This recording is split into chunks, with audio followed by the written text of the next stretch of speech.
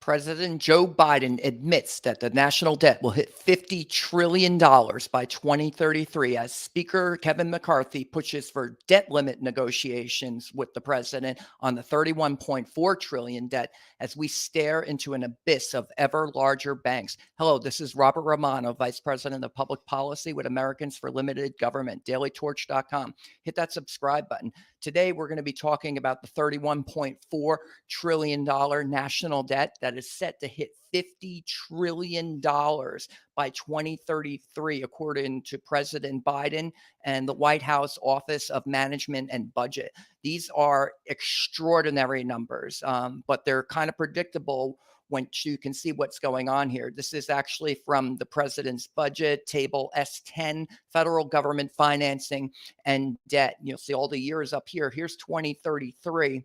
And here's the national debt down here. It's going to hit $50.7 trillion in 2033 alone. Right now, it's only at 31.4 trillion. I say only at 31.4 trillion, which is also absolutely a gargantuan figure.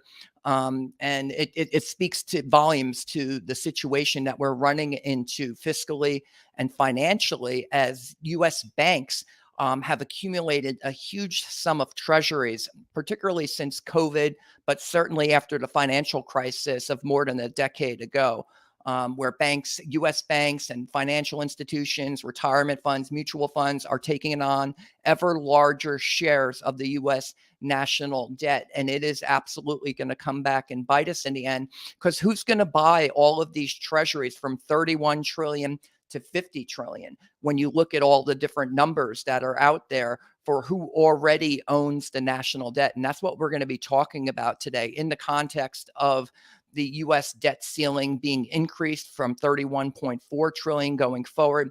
House Speaker Kevin McCarthy is warning that Biden could bumble us into the first default in U.S. history. And what for? What is Kevin McCarthy and House Republicans, what are they trying to accomplish with the U.S. debt ceiling negotiations? As I mentioned, McCarthy's pushing for debt limit negotiations with Biden. And what are they arguing over? It's this figure over here. In 2022, we spent $1.664 trillion on discretionary spending. This is not Social Security. It's not Medicare. It's not Medicaid or unemployment or anything like that. It's not interest on the debt. All of that is categorically put on automatically onto the budget. As for discretionary spending, McCarthy would like to freeze it at $1.6 trillion, $1.66 trillion. And right now in 2023, we're set to spend $1.736 trillion. So he wants to decrease discretionary spending this year by about $72 billion and take it back to 2022 levels at $1.664 trillion. That's all the argument is over. The Republicans are going to have their budget coming out in a few weeks, and it's going to add to that, I think, and you'll be able to see what the long-term savings of the House Republican plan are once the Congressional Budget Office has an opportunity to score it. But it should help to save, certainly tens of billions of dollars just in the next year alone, but probably hundreds of billions of dollars over the next decade. When you look at the baseline by category, the total budget is, you look at outlays here on the baseline by category. This is table S3 from the president's budget. And right now, the baseline outlays is $6.27 trillion. And by 2033, it's going to be $9.9 trillion if we don't make any changes to law and everything keeps growing the way that it has. And that's why the national debt is going to go up to $50 trillion from $31 trillion right now going forward. And I think that is just an absolutely, kind of frightening figure, because who's going to buy the treasuries? And that's what we're going to talk about right now. Now, McCarthy's calling for, quote, a no strings attached debt limit will not pass the House of Representatives. He's saying that Joe Biden, if you want to just get this debt ceiling increase, but you don't want to sit down and talk about the dire fiscal outlook that the United States is facing right now, by all means, it's not going to pass the House of Representatives. So could Joe Biden be the first president to bumble into a default because he couldn't figure out how to sit down and talk about cutting a mere $72 billion? That's just what, 4% of the discretionary budget, 1% of total spending. It's not that much. Now, he was doing this at a speech at the New York Stock Exchange on April 17, foreshadowing the upcoming debate in Congress on increasing the 31.4 trillion national debt ceiling. And House Republicans, they're trying to restore some semblance of fiscal responsibility to Congress. Now, they've previously stated, House Republicans, that they would like to keep discretionary spending at about 2022 levels. If you go back to January, as House Speaker Kevin McCarthy was getting elected to be Speaker, this was one of the first topics that was coming up, was everyone wanted to know, what's he going to do with the debt ceiling? You will recall when the Tea Party Republicans and John Boehner came into power in 2011, the immediate push was to use the debt ceiling to achieve what was known as budget sequestration. And what they did was essentially the same thing. You wind up freezing discretionary spending levels for several years, and it brought down the budget deficit by a few $100 billion. And that was a bit more than 10 years ago. But really the fruits of it were being felt by 2013, 2014, where the budget deficit had been significantly reduced. What's different now, though, is that back then mandatory spending was kind of stable. Social Security and Medicare spending was not so large, but now it's going to be growing by leaps and bounds. For example, Social Security in 2022 is 1.2 trillion. By 2023, it'll be 1.34 trillion, and then 1.45 trillion by 2024, 1.55 trillion by 2025, 1.64 trillion by 2026, and on down the line, all the way to 2023, when it's going to be $2.37 trillion. This is as the baby boomers are retiring en masse. This has long been hinted at. George W. Bush had a proposal to reform Social Security in the early 2000s, warning that when the baby boomers got to retirement, this was going to swamp the federal budget. He was absolutely correct. Medicare, a very similar story, $747 billion in 2022, rising to $821 billion in 2023, $842 billion in 2024. $959 billion in 2025, all the way on down the line until you get to 2033, and it's going to be $1.84 trillion for Medicare every single year. And that's, again, a gargantuan figure. We're going to have to borrow that money, but who's going to lend us that much money? How can we afford to carry on like this? And where are we with the budget negotiations? We're merely arguing over about a $72 billion cut. Well, that's probably not going to really, amount to much. It's about 1.1% of the total budget, about 4.15% of the so-called discretionary budget. The total budget is 6.376 trillion for 2023. And as far as cuts go, it won't even cover the increased cost of interest payments owed on the national debt, which on a net basis will increase to 665 billion in 2023, 794 billion in 2024, 842 billion in 2025. Until you get to the end of the decade, it's going to be 1.39 trillion, nearly 1.4 trillion net interest owed on the national debt every single year. And that's going to be, bigger than our defense budget, which will be $1 trillion. It'll also be bigger than the non-defense budget. So a huge chunk a huge chunk of our budget is going to be going to the interest owed on the national debt, which means that somebody's lending us this money. Who's going to lend us that much money? Who's going to want to refinance $50 trillion of debt going forward, assuming that's even the actual number? Now, McCarthy's pitch for just a one-year freeze of the discretionary budget seems to be the only game in town. So $72 billion, you freeze it at 2022 levels, the discretionary spending, not Medicare, not Social Security, not Medicaid, not unemployment, not all that other mandatory spending, not interest on the debt, just as discretionary, the bureaucracies, the agency budgets, the department budgets. That's what would be getting frozen at 2022 levels. Now, he did open up the door for negotiations, McCarthy did, with President Biden, stating in his speech, quote, debt limit negotiations are an opportunity to examine our nation's finances. Hey, that's a reasonable thing. You have a new House Republican majority. Joe Biden doesn't have one party control of Congress anymore, so he can't just have Congress rubber stamping his proposals. He actually has to talk to Kevin McCarthy and the newly minted House Republican majority if he wants to get the debt ceiling increased, just like Barack Obama did.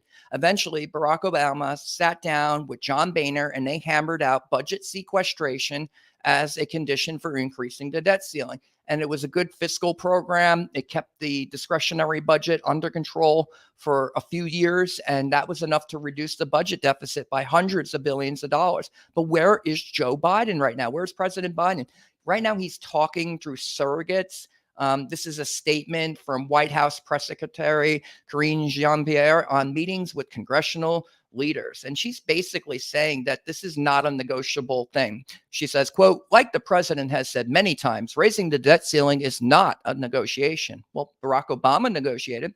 It is an obligation of this country and its leaders to avoid economic chaos. Congress has always done that, and the president expects them to do their duty once again. That is not negotiable. Of course, it's negotiable. The president, if he wants to get legislation through Congress, eventually is going to have to talk to House Speaker Kevin McCarthy. But right now, the open and bid is that there will be no discussion, no negotiation, and no deal when it comes how to get our unsustainable fiscal picture under control. Now, the real problem is that thanks to declining fertility since the advent of birth control, the population of baby boomers has not grown fast enough to keep up with the current wave of baby boomers now retiring. This is U.S. fertility rate. This is how many babies per woman on average. Now, in 1960, it was 3.65 babies per woman. And so in 1960, the FDA is approving birth control. And then across the world, everyone starts adopting birth control. And you see fertility rates plummet all throughout the 1960s. By 1975, it was at 1.73 babies per woman. And it stayed down there all throughout the 70s and then into the 1980s. And really not until 1990 does it finally get back above 2 babies per woman. That would be population replacement. So there it stays at about 2 all the way until the financial crisis. And the last time we were above 2 babies per woman was in 2009 at 2 babies per woman. And now it's all the way down to 1.63 babies per woman. What does that mean going forward? If we're not replacing the population, basically you're just going to have a smaller labor force, relatively speaking, compared to obligations like the national debt. That means fewer taxpayers are going to be on the rolls. And so you're just going to see bigger budget deficits. You're going to see bigger trade deficits, things like that going forward. And that's why the national debt's going to grow very, very quickly going forward, especially as the baby boomers are now retiring. It's a dire situation. Again, it's not been above 2 babies per woman since 2009, nor is immigration from other countries kept up. And they similarly are affected by declining fertility. And as it is right now, the White House is projecting the 31.4 trillion debt will hit 50 trillion by 2033. But that really depends on how many and how bad the recessions we have between then and now really are, which result in counter-cyclical spending by Congress, plus whatever new wars the U.S. finds itself embroiled in. The truth is, since 1980, the national debt has grown by more than 8.8% every single year. At that rate, the national debt won't be 50 trillion. It's going to be more like $100 trillion by as soon as 2036 or 2037. So when you look at the White House budget projections on the debt, it has a certain amount of economic assumptions that come along with that. And so, for example, on real GDP Year over year, they're going to say 0.6% in 2023. This might be one of the more honest economic projections you'll see out of a White House Office of Management and Budget. They clearly see that the economy's in pretty rocky shape.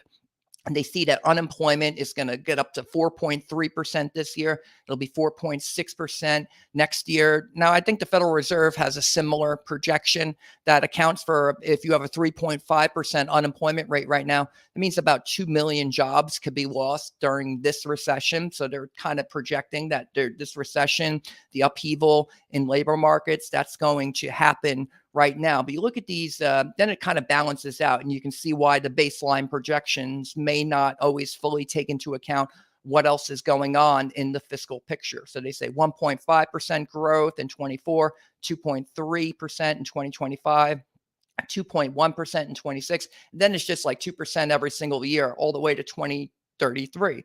But you're going to see volatility there. And when we get a recession, the revenues are going to go down, and then the deficit's going to go up. We're going to borrow more money. The percent growth number of how quickly the debt was growing every single year actually was declining during the Trump years until we got to COVID. And once you get to COVID, we print $6 trillion to pay, to borrow, print, and spend to basically lock down the economy. So you printed too much money. We were doing checks to households, chasing too few goods because we had production halts taking place during COVID. You were paying people to stay home, so people were less productive. They were working less. And this exacerbated what was already a supply chain crisis. When you have too much money chasing too few goods, you get inflation, which peaked at 9.1% in June of 2022. It's down to 5% now. And watch out, once inflation is declining, unemployment tends to rise. And I think that's why the Federal Reserve is projecting about a 4.6% unemployment rate going into 2024, just in time for presumably President Joe Biden to run for re-election. So either way, though, 50 trillion by 2033 or 100 trillion by 2037 or beyond, I'm thinking it's going to be bigger than 50, maybe less than 100, but somewhere in between. I'm just going by, when I say 100 trillion by 2037, that's 8.8% average growth of the national debt since 1980. So you got a ton of years there, about 40 years of data saying that the national debt tends to grow by almost 9% every single year. Hopefully that number is going to start to come down because Congress is going to take some action to get this situation under control. But it's going to mean that we need much larger financial institutions, whether we have banks lending us 50 trillion or 100 trillion or anywhere in between that. That is bigger banks in order to accommodate what is going to be a booming national debt and treasuries market for the rest of our natural lives. Why? Well, we've already established that we're not having more children. We're at 1.63 babies per woman. I expect that number is actually going to continue declining, just as it has in Japan, China, and other places. We're going the way of Japan in terms of demographic decline. We're already there in many respects, but now we're just starting to get washed over with the fiscal responsibilities that come with relatively fewer workers trying to take care of retirees. We should have had more kids, quite honestly. Raising taxes on a dwindling labor force, which strangled the middle class and imposed serious burdens on the health of the U.S. economy. And don't expect a foreign bailout either. In December of 2008, foreign central banks and financial institutions owned $3 trillion out of the $9.9 trillion national debt, or about 31%. In January of 2023, they owned more, 7.4 trillion, but out of the smaller share out of a $31.4 trillion national debt, they went from 31% of the debt to 24%. The percentage they own has declined even as the amount they have bought has increased. They cannot keep up with our borrowing, is the implication there. And I can show you these numbers actually. Here is the major foreign holders of U.S. treasuries. Japan leads the bunch at 1.1 trillion.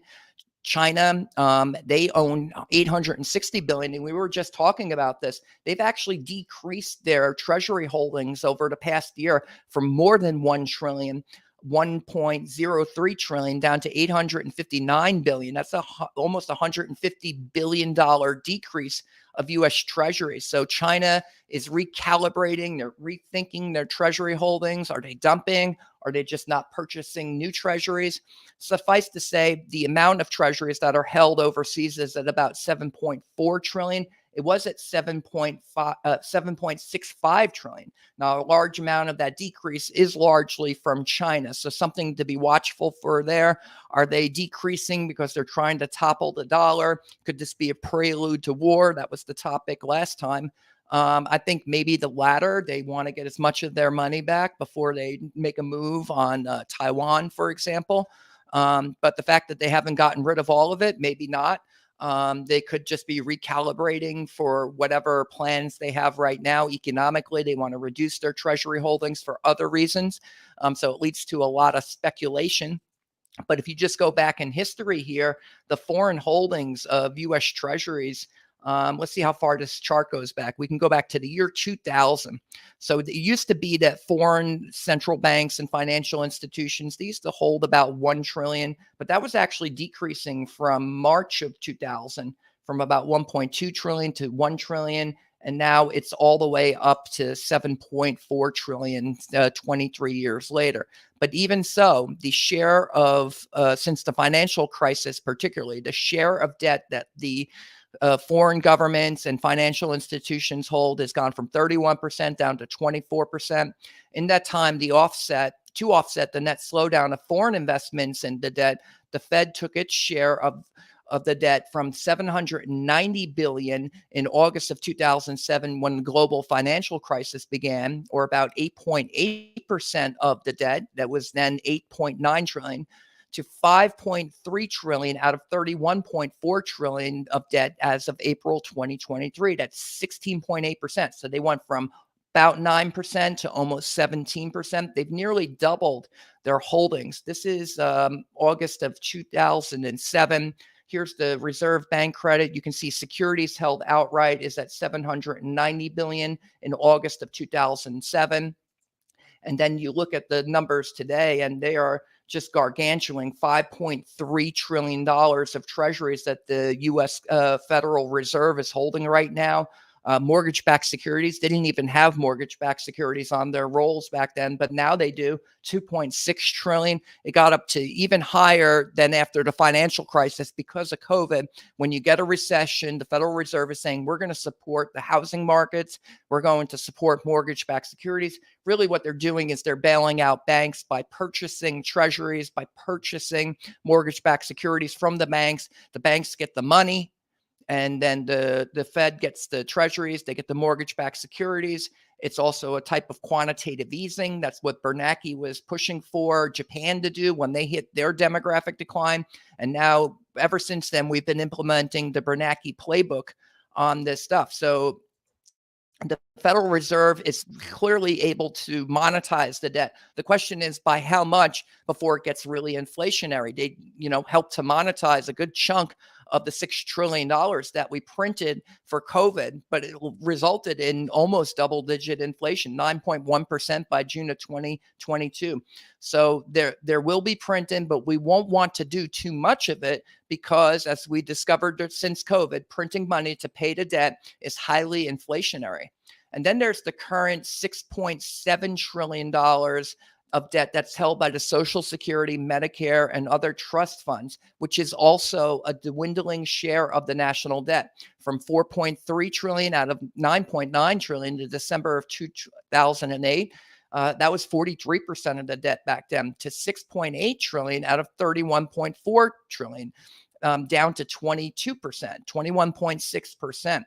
And the way you look at this is debt to the penny from the U.S. Treasury. You can see that debt held by the public, that's what financial institutions, foreign central banks and banks tend to hold, but also, the U.S. Federal Reserve, they buy debt on the public markets. And then there's the so-called intergovernmental holdings. That's 6.7 trillion. Again, that's the Social Security and Medicare and other trust funds. and it rounds out to $31.457 trillion total national debt right now, which the White House again is saying is going to go all the way up to $50 trillion by 2033. I think it's going to be more like 100 trillion by about 2037, given how quickly the national debt tends to rise. In any event, McCarthy has stated that his proposals to cut spending will, quote, all be without touching Social Security or Medicare.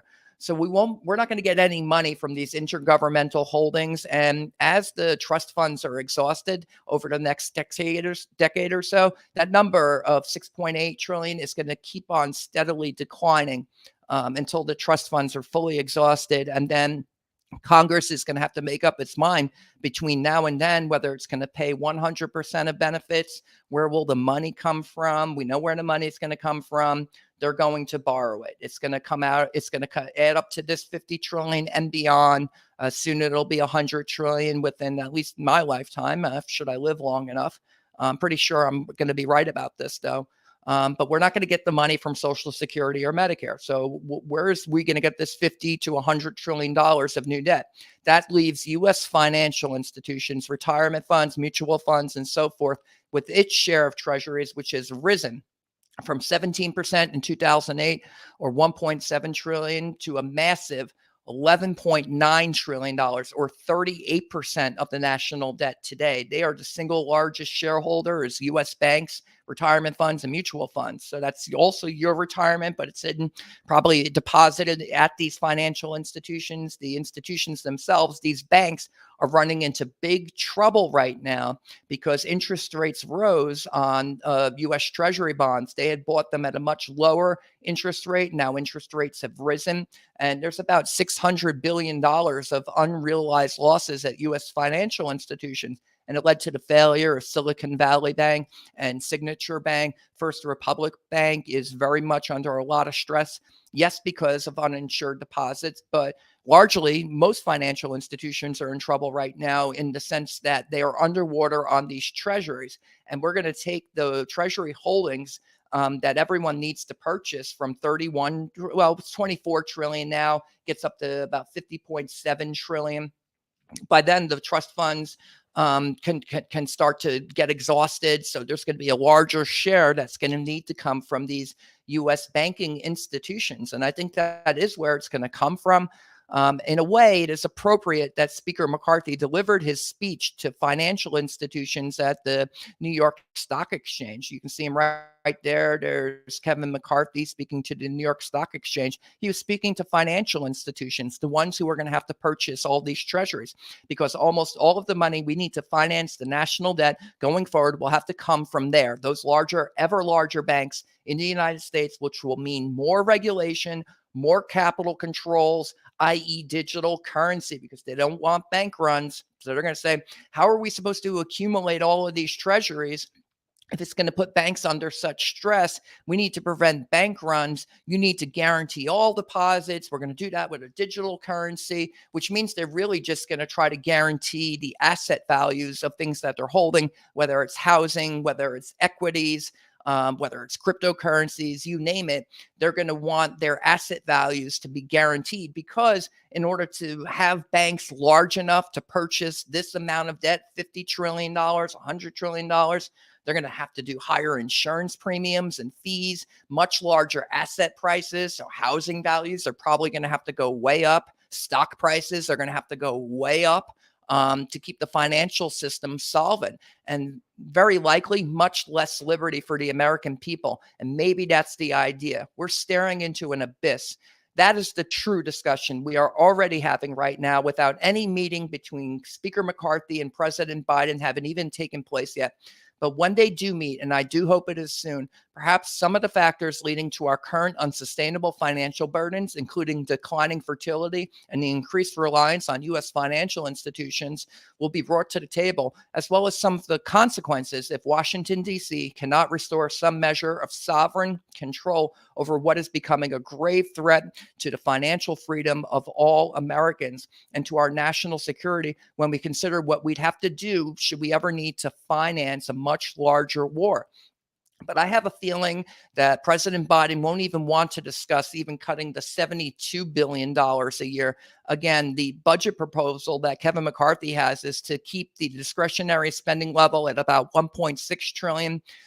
This year it's going to be 1.73 trillion. He wants to save about $72 billion. But when you start stacking that up over the next decade in terms of reducing the baseline discretionary spending, this could add up to hundreds of billions of dollars of savings. It's a perfectly reasonable proposal. I say it is. It's only a 1.1% cut on the total budget, which is already north of $6.3 trillion. That's what McCarthy and the Republicans are putting on the table. Has nothing to do with Social Security, Medicare, Medicaid, unemployment benefits, or anything like that. This is the discretionary portion of the budgets, the agency budgets, the department budgets, and so forth. The federal employees, basically. Just slow down the growth of the federal workforce, and we can save at least some money going forward. But these larger pictures, this $50 trillion of debt by 2033, the spiraling cost of Social Security and Medicare spending, those are going to remain kind of on the horizon. You're going to see it going forward. It's going to continue to come up until Congress eventually will be forced to address it once the $6.8 trillion current trust funds are fully exhausted over the next decade or so. And it appears the U.S. ship of state will continue to plunge into the abyss. This is Robert Romano, Vice President of Public Policy at Americans for Limited Government. Hit that subscribe button, ring the bell for notifications, and have a good day. We're going to look at the chat now. I see you guys are all angry over there. I'm not leaving you yet. I just wanted to get through my commentary here. This is a very dire situation that we're in right now. We're going to go back to the beginning here. Let's go. We can come out of this thing now. Let's see. Betsy Burns. I listened to McCarthy about this yesterday. Yes, Kevin McCarthy. Again, this was the speech he made at the New York Stock Exchange. I think these are very reasonable proposals that he's putting forward right now. Let's see what we got here. Randy Greenho. You're going to digital currency. We will end you. I am not advocating for a digital currency. I'm warning you about it. I'm saying that when the national debt goes up to 50 trillion or maybe even $100 trillion by 2037, because it's been growing at 8.8% a year since 1980, that's a great danger. You're going to have much larger financial institutions. We're not going to get the money from overseas. We're not going to get it from the trust funds. We're not going to raise taxes to that level. And we're not having enough children. So where are we going to get the money from? Much bigger banks. And the banks are going to demand the digital currency because they're afraid of bank runs if they're going to load up on these treasuries. And eventually inflation's going to go up again. And then interest rates are going to have to go up as well. And they could get underwater on their holdings once again. And so they perceive the national debt as a threat to their own solvency as financial institutions. Telford Berkebile, stop the stupid spending by our anti-American communist Democrats. I think that would probably, this is a wise fiscal proposal. Thank you, Telford. If we would just stop listening to the more radical members of Congress who want to take us to this path of public banking and just an even larger financial system, or we could just, have more babies and then we'll have more taxpayers. What a brilliant idea. What if people just started having more children? Jesse Garza, Trump to 2024. The Democrats are lying fools. James Kinley, the Democrats are ruining our country. Rose Ann Newbold Dewitt, sorry if I mispronounced that, FJB. F Democrats, Rose Ann Newbold Dewitt, okay. Donna Segrito, these malicious mental minions are hell-bent. I'll say it for you, are hell-bent on destroying our Constitution, our sovereign rights as Americans. They want to do something all over the world. Let's see. Michael O'Brien, make Congress pay back all the money that they have stolen and we will be fine. I don't think they're going to pay us back. And we're the ones who are borrowing it. So we actually have a great deal of responsibility. We don't vote for this, but we vote for members of Congress every 2 years. And by and large, we've had gargantuan budget deficits Again, the national debt has grown by 8.8% since 1980. That was with Republican administrations, that was with Democratic administrations. And, the deficit was declining during the Trump years, but then it went to the moon during the COVID recession. So you can see lots of spending from Republicans and Democrats, and it's all going to add together to a massive national debt. The White House is currently projecting $50 trillion by 2033. Lois Beck, stop Biden from giving our taxpayers money away and putting Americans in high taxes and into poverty. Build the wall that Trump promised. Stop illegal migration and the American people paying for them. It's not fair to the American people or to people who came here legally. I agree with that. Kathy Stewart, F. Brandon, Jesse Garza, Biden sucks, socialist. Here's Thomas Tina Plorde. I say Biden and Obama did this to us. So I say they should have to pay it back, as they are not, they're not acting in America's interest. Alan Windsor, the illegals will make up for it. I'm not so certain about that. The open borders will provide cheap labor. That's the whole idea. So you'll see that in countries even like Mexico and Central America, that birth control is taking hold, and there too have declining fertility. The average age of immigrants to the United States keeps rising. I think about 20 years ago, it was something like 26 years old was the average age of an immigrant. Now it's up to 31. I think if you look at the average age of people who are just generally immigrants live in this country, it's well above 40 years old.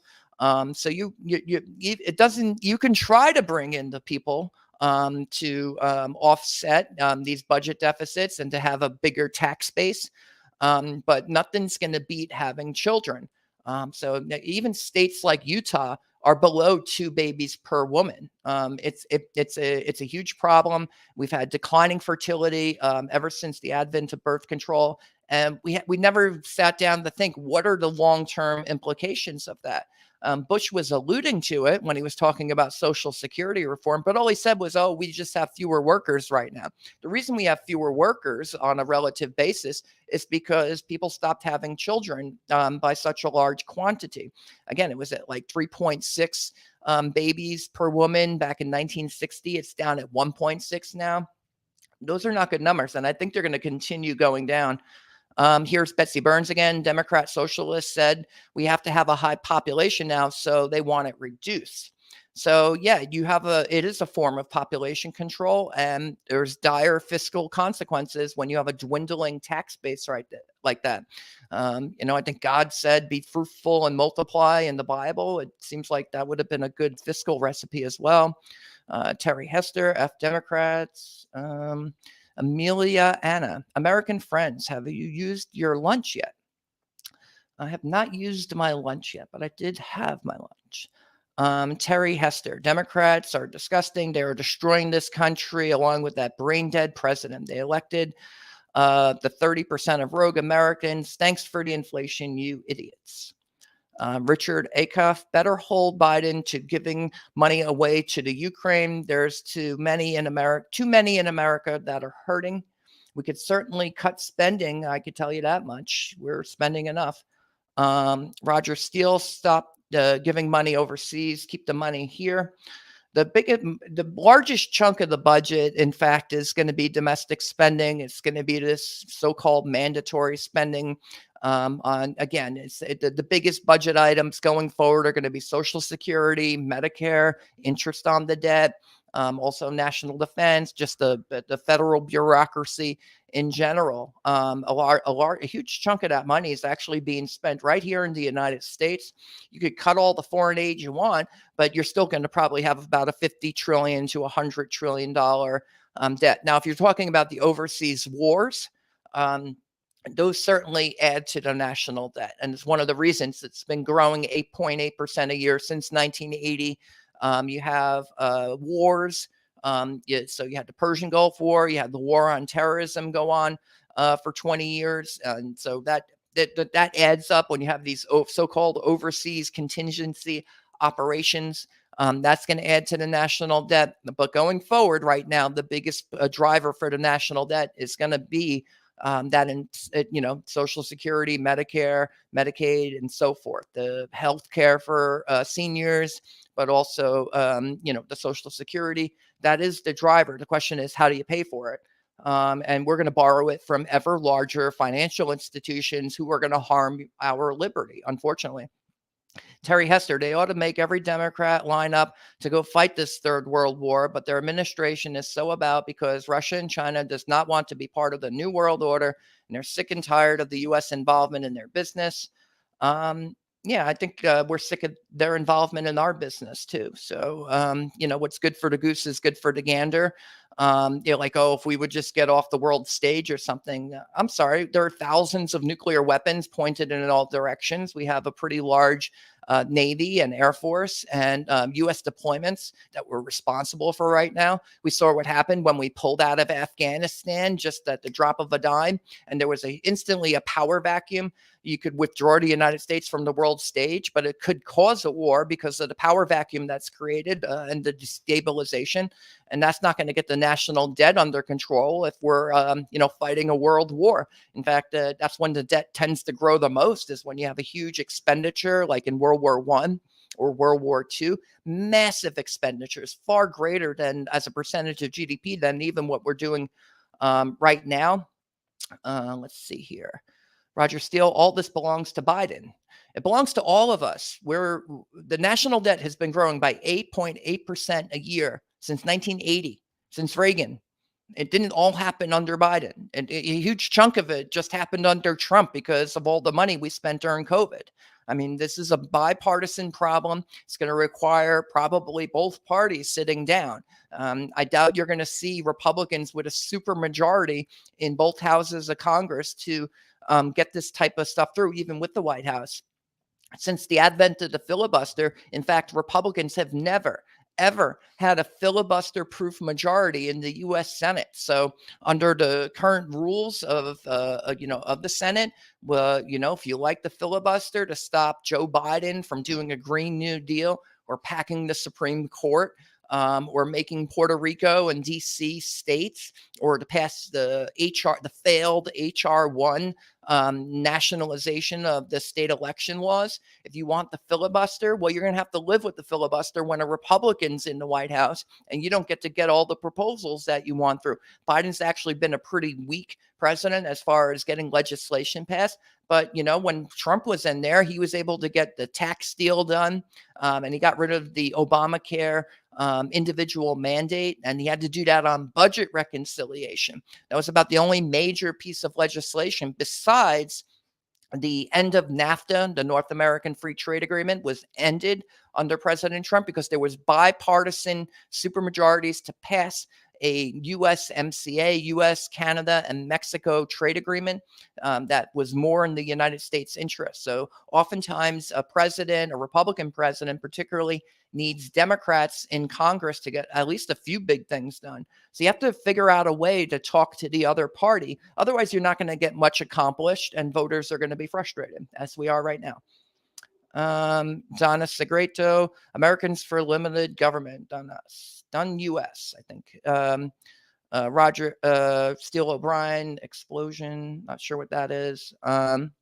Michael Walker, they should have kept their damn hands off of Social Security and Medicare. That's our money we worked and paid in for ourselves, not for them to steal from. I don't think anyone's stealing from Social Security and Medicare. What they've done with the revenues, the surplus revenues, Social Security and Medicare were running at surpluses for decades and decades, and they took those surplus revenues and they purchased treasuries, which are earning interest.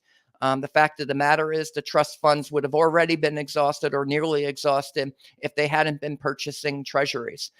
So you could say, just put stuff the cash and all these revenues in a mattress. Don't do anything with it. Just sit on the dollars. But they said, why would we do that? We could be earning interest for Social Security and Medicare and expanding the lifetime of those programs if we just purchase treasuries. And that's what they've been doing for decades under Republican and Democrat administrations. Let's see. Donna Segreto, share, US. Thank you. Linda Bouvet, don't think China doesn't want a piece of the pie. They want to invade Taiwan. I agree with you, Linda.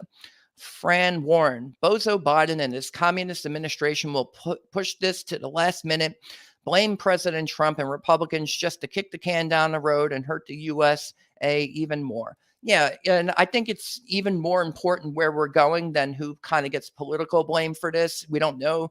I mean, Trump's leading the Republican nomination, so maybe it's kind of likely that he would be the next nominee if he continues leading the polls the way he is. But in terms of our dire fiscal outlook, hitting $50 trillion of debt by 2033, maybe $100 trillion by 2037. If it keeps growing at 8.8% a year, that's where it's going.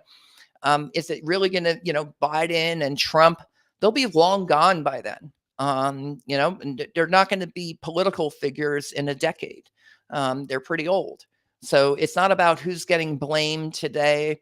Most of the baby boomers will have passed away by the time I think it really gets hairy in terms of the fiscal picture. So this might not even be in your lifetimes. Some of you, my parents, they're pretty old. They were born in 46. My father passed away, last year. So I understand that many of the problems that we're facing, that baby boomers, they're in charge right now. They've been the presidents for a number of years. Bill Clinton and Donald Trump, aren't they like the same age? And Joe Biden, he's actually older than Trump. So we've been having baby boomers leading our government for, several decades now. And when they're gone, that's when we're going to have these problems really come to the fore, and we're going to be figuring out how to pay for the national debt. Who's going to buy all of these U.S. treasuries? Donna Segreta, I can't afford to send stars on my Social Security, but all the love and support for patriots that a 71-year-old knows. Thank you so much, Donna. You don't have to super chat us. Alan Windsor, don't forget Bill Clinton for NAFTA, and China sold our jobs. That's absolutely right. So did George Herbert Walker Bush, who started NAFTA. Sam Abbo, what's that mean? Roger Steele, don't try to put it on us. Let us vote on all this and put Biden and a lot more in prison. I don't think we should be imprisoning our political opponents. It's very destabilizing for our constitutional system. You see what they're doing with President Trump right now, threatening. They already arrested him. They already indicted him. They'd like to throw him in prison. So if both of the political parties are just going to start rounding up all of their opposing parties, politicians, and imprisoning them, that's not the United States of America. That's factions. That's the violence of faction. Read Federalist Number 10 by James Madison, the father of the Constitution. And you can learn all about why locking up your political opponents is what banana republics do. It's how the Roman Republic failed. It has very little to do with the American Revolution. It's a lot more like the French Revolution. We're not Jacobins. The Washington administration, George Washington, greatest president, or one of the greatest presidents, his whole first term was dealing with the aftermath of the French Revolution and trying to prevent, civil wars and, rebellions from happening inside the United States, because in the French Revolution, they were just rounding up the monarchy and just putting people's heads into guillotines. Even after the monarchy was gone, if you were a dissident against the new French government, they were putting those people into guillotines as well. Is that the kind of country we want our children and our grandchildren to grow up in? One where that's that political war with itself, with factions? It's horrible. Why would anyone want that for their country? So let's not advocate for locking up our opponents, because we can see what it might lead to historically. And the framers knew it. So if you read Federalist 10, you'll see that, oh yeah, they fully considered that possibility. They didn't want a system like that. They wanted something where you had distributed powers, where you had federalism that would dilute and control the mischiefs of faction. Now, did it succeed? Probably not, because republics are just as prone to the mischiefs of factions as democracies. They thought they were arguing against direct democracy. They said, well, if we do a republic, that won't be as bad as a direct democracy. But then by 1860, we had a civil war anyways. and we still have factions. So, and now you could get violent factions and, run away, put the kids in the car. We're going somewhere else. You don't want to be around for that. Sam Abbo put Trump back in office, problem solved. The national debt was growing pretty substantially under President Trump as well. It'll take more than winning an election to get our fiscal picture under control. Republicans have never had a supermajority in Congress to overcome a filibuster. So their budget proposals, in fact, almost every single president's budget that they put out every year never gets adopted by Congress, ever. Let's see here. David Hummel, we need to have the meeting of the Convention of States and enact the proposed 28th Amendment. Not sure what the proposed is. Maybe it's a balanced budget amendment. We supported the balanced budget amendment in 2011. That was one of the conditions for increasing the debt ceiling, was we would get a vote on a balanced budget amendment. Americans for Limited Government proudly supported the balanced budget amendment. Valerie Hammond, we have some terrible people in charge of the United States. Anyone could run this country better than who is now. The people that are allowing this are just as bad. Roger Steele, they lost it for us. Sam Abbo, they are stealing from Social Security and giving it to illegal aliens. If you bring in new people who hadn't paid into the system, and then they're going to collect a benefit, particularly if they're coming here at an older age, that is going to drain Social Security and Medicare quicker than it otherwise would have been. I agree with that, Sam. Thank you for your comment. Richard Lee, I'm calling everybody empowered. It's time to prove they are guilty in front of all Americans right now, American people right now. Yes, they are being called out now. I don't know. I mean, do we want tribunals, or do we want elections that are going to be respected? Roger Steele, no, they're going after us. It's time to prove everyone in power is guilty. Okay, we could do, it's like Alice in Wonderland, it's like, read the allegations, and then the white rabbit reads the allegations, and then the king says, consider your verdict. We could have trials like that. It'll be just like the French Revolution. Won't that be fun? Here's someone from YouTube, Cowboy Roy Rogers, number 3. Please remember to hit the like button and share. Thank you, Cowboy Roy Rogers, and welcome from YouTube. A lot of comments coming in from Facebook still. Richard Lee, yes, you're all being called out now. It's time to prove it in front of all the American people. All right, we're calling out people. All right. Linda Buvet, the Democrats are always saying nobody is above the law. Should we let Biden slide and a few others with no consequences? What do you think is going to happen? I mean, you think Biden's going to be impeached and removed from office? I mean, they couldn't even do that to Trump. They tried it twice. They even tried it even after he had already left office. They couldn't even get a conviction even after he had left office. No president has ever been removed via the impeachment. Maybe Biden deserves to be impeached. But the idea that you don't like your president, vote against him in the next election. That's what our system provides for. Again, this is not the Committee for Public Safety. Think about it, guys. Reread your founding documents. The Declaration of Independence was signed by the states. It says it right, first 2 words in the Declaration of Independence, quote, in Congress. They didn't want, personal right. You can't just walk down the street and say, I'm starting a rebellion. I'm starting a revolution. Yeah, that's called a riot. The police will come and find you, but there's not going to be we're not going to have conventions of states out in the streets. I'll tell you that much. So some people support an Article 5 convention. Mark Levin talks about an Article 5 convention. We had a constitutional convention in 1787. We go all the way back to then. You had representatives, duly elected representatives of the states. They were meeting in the Continental Congress to sign the Declaration of Independence. They were meeting again under the Articles of Confederation at the Constitutional Convention. And it's always elected representatives who are going to sit down and hammer out our differences, whatever the factions are, whatever the political parties are.